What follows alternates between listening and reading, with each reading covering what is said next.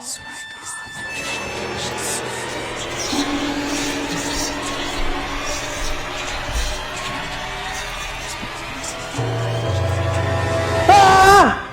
malam aku tidur, aku selalu mengalami mimpi aneh seperti ini. Aku pun selalu terbangun jam 12 malam dan dihantui sesosok pocong.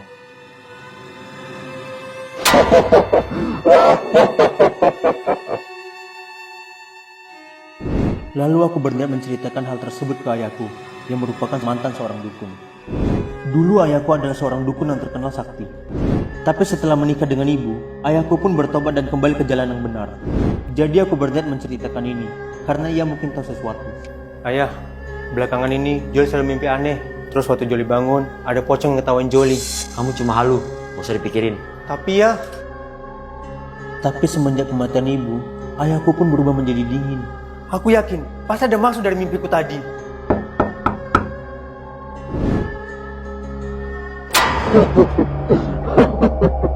Astagfirullahaladzim. Kamu kenapa, Jo? Kok kayak habis ngeliat setan? Enggak, Paman. Jo salah lihat. Jo cuman... Kamu habis ngalamin hal yang aneh ya? Iya, Paman. Kok Paman tahu? Belakangan ini, Jo selalu mimpi hal ganjil, Paman. Dan Jo selalu kebangun waktu jam 12 malam. Setelah itu, ada pocong yang gangguin Jo, Paman. Paman rasa Paman tahu kamu kenapa. Ayo ikut Paman. Minum ini. Apa yang kamu rasakan? Pahit.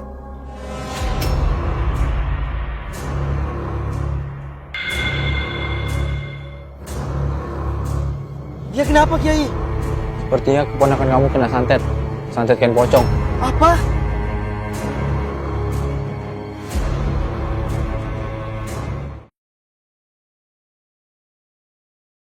Setiap hari, aku selalu bermimpi hal-hal ganjil.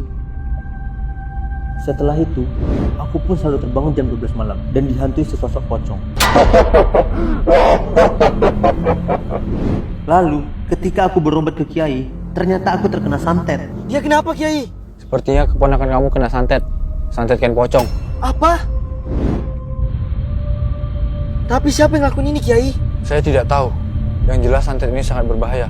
Dan hanya orang tertentu yang bisa melakukan dan menghentikannya. Menurut saya, santet ini adalah ulah dukun yang sakti. Mungkin aja ini ulah ayahmu, Jo. Dulu, ayahku adalah dukun santet yang terkenal. Tapi semenjak ibu meninggal, ia berjanji untuk bertaubat. Gak mungkin ayahku melakukan itu. Tapi bisa aja. Kamu gak ingat apa yang terjadi sama ibumu? Ibuku meninggal karena santet, dan semua orang mengira kalau itu adalah ulah ayahku. Bu! Bu! Ibu! Tapi, aku tidak pernah percaya kalau yang melakukan itu adalah ayah. Ayahku udah taubat, gak mungkin dia ngelakuin ini.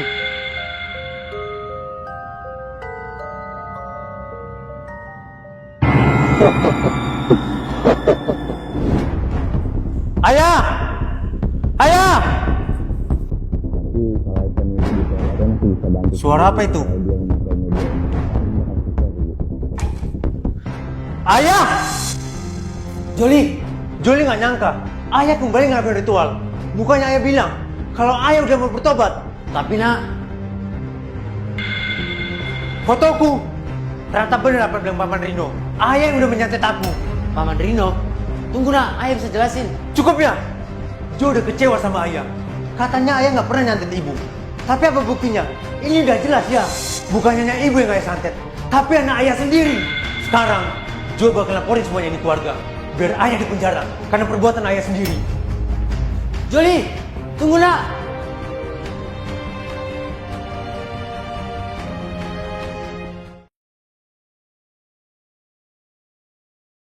Paman, ternyata ayah yang telah menyantet Jo. Kamu serius? Tadi Jo ngeliat sendiri, ayah ngelakuin ritual. Dan ada foto Jo di tengah-tengahnya. Ayah! Karena hal itu, Jo jadi percaya kalau ternyata ayah yang telah menyantet ibu. Dan sekarang, Jo yang bakal jadi korban selanjutnya. Tolong tangkap ayah sekarang. Walaupun Jo sudah menjadi korbannya, Jo gak mau ada orang lagi menjadi korbannya. Baik, kalau gitu kamu ikut dengan kami ya.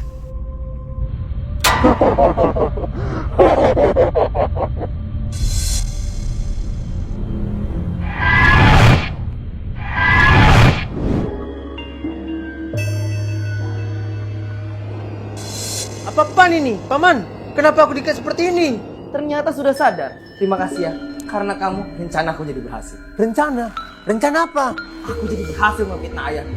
Dan sekarang, bukti kejahatanku akan hilang. Dan dia adalah saksi dari perbuatan-perbuatan. Sialan. Jadi selama ini, paman dalang dibalik semua ini.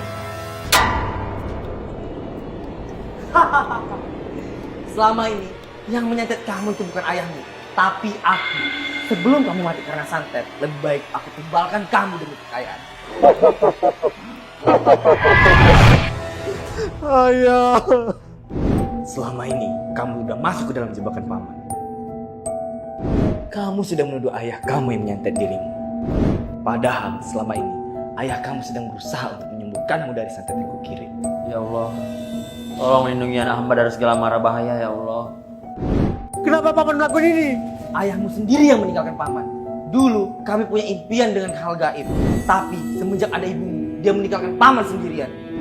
Sekarang kamu tenang aja. Karena ayahmu akan menyusul ke sini. Dan kalian berdua akan menjadi tumbalku. Maafin aku ayah. Selama ini aku telah memfitnah ayah.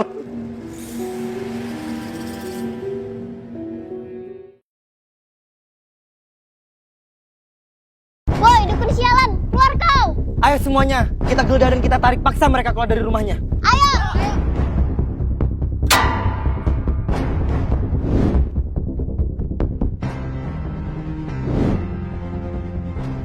Di sini semuanya. Lihat semuanya, keluarga ini telah melakukan pesugihan dan santet. Ayo kita tangkap dukun itu.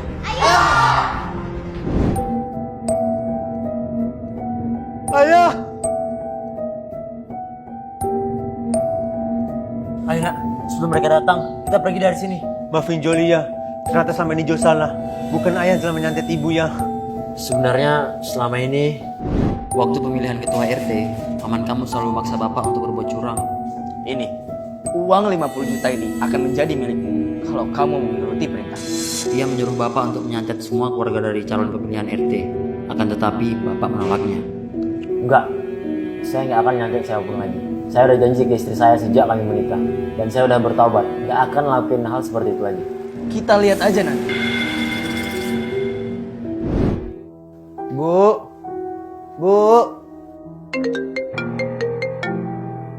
Sekarang kamu pilih. Kalau kamu ingin istri kamu selamat, kamu harus turuti permintaanku. Kembalikan istriku sekarang.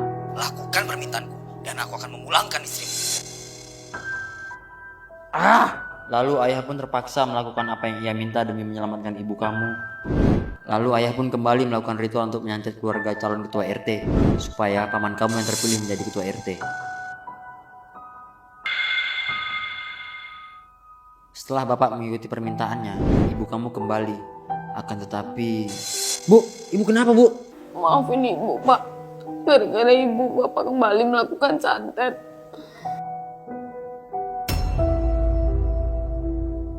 Ibu! Ibu kamu meninggal karena disantet oleh pamanmu. Joli, maafin ayah. Karena ayah nggak bisa jaga kamu. Karena ayah, kamu jadi kena santet. Seharusnya Joli minta maaf sama ayah. Joli nggak tahu betapa beratnya perjuangan ayah. Tapi Joli malah memfitnah ayah.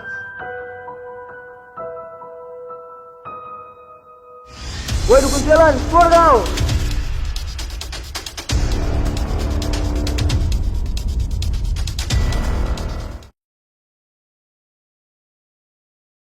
Tangkap dia! Dia adalah dukun santet yang meresahkan para warga. Begitu juga anaknya. Anaknya sudah membantu dia dalam melakukan ritual dan mencari korban di daerah kita. Bawa mereka berdua ke taman. Orang kayak mereka ini harus kita adili untuk keamanan daerah kita.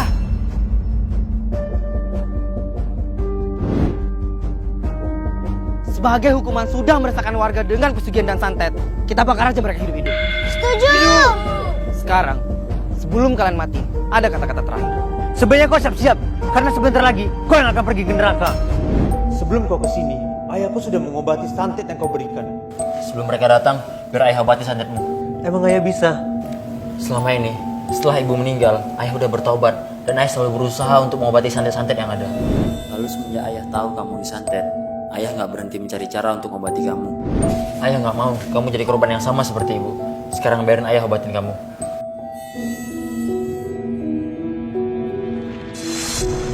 Bismillahirrahmanirrahim.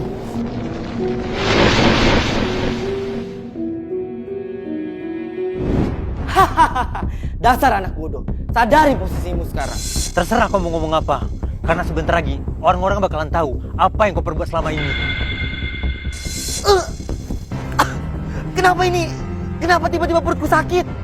Sekarang, apa rencana kita untuk membuktikannya ya? Setelah ayah menyembuhkan santetmu, santet itu akan balik ke penerimanya. Dan kalau paman kamu yang menerimanya, kita bisa buktikan kejahatan-kejahatan. Dasar sialan. Apa yang sudah kau lakukan terhadapku? Tidak ada. Karena santet yang telah kau kirim telah disembuhkan oleh ayahku. Sekarang santet itu telah kembali menyerang kau. Selama ini, orang ini sudah melakukan kecurangan untuk kepentingan dia sendiri. Dia sudah menyantet calon kepala desa agar ia yang terpilih. Pantesan aja Pak Rian meninggal secara nggak lazim. Bukan hanya itu, ternyata selama ini dia yang telah menyantet ibuku, bukan ayahku. Selama ini, ayahku hanya diam, menerima semua fitnah dan hinaannya. Ia juga menyembuhkan santet yang ada. Bahkan, ia juga menyembuhkan santet yang telah dikirimkan kepadaku.